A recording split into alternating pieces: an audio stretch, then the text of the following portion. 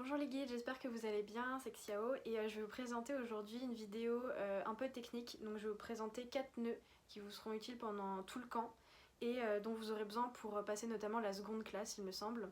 Donc je vais vous présenter les nœuds en commençant par vous montrer avec des gros cordages pour que ce soit plus facile pour vous de voir le processus et une petite ficelle pour voir le résultat que vous aurez avec une ficelle standard. Donc en premier, le nœud padois qui sert notamment à accrocher des ficelles à des troncs ou à des branches, donc par exemple sur le mât. Donc pour ce nœud, vous allez commencer par faire une boucle comme ça et repasser le bout de la corde ici. Vous allez avoir quelque chose qui ressemble un peu à un H. Ensuite, vous allez mettre votre pouce comme ça et repasser la corde dans la boucle et refaire ça jusqu'à ce que vous n'ayez plus de corde.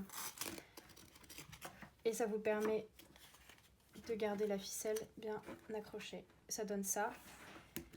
Et avec une ficelle plus fine, on a quelque chose qui ressemble à ça. Et quand on serre, ça donne ça. Ensuite, le nœud de pêcheur qui permet de raccorder deux ficelles et qui est donc très utile pendant les installs notamment. Donc pour le nœud de pêcheur, vous allez raccorder les deux cordes. Donc on va commencer par faire un nœud avec la première sur la deuxième, comme ça, et refaire la même chose de l'autre côté.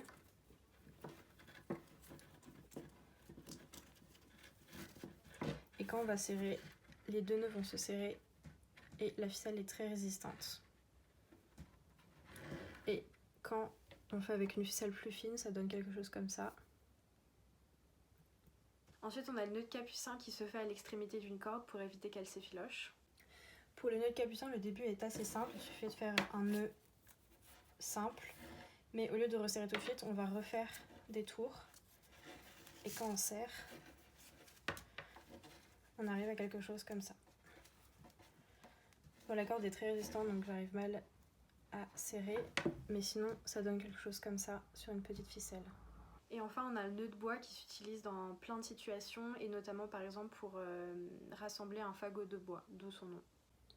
Ensuite, pour le nœud de bois, on va prendre la ficelle, on va passer en dessous du branchage ou du fagot, faire un tour et enrouler le coin là sur cette corde-ci. Donc on a une boucle qui coulisse et quand on serre, ça tient bien le fagot et on peut quand même rajouter des branchages.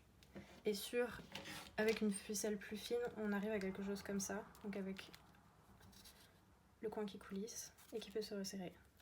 Voilà, merci d'être resté jusqu'au bout et n'hésitez pas à nous poser des questions si vous en avez et profitez de ce temps pour vous entraîner sur les nœuds et prenez soin de vous.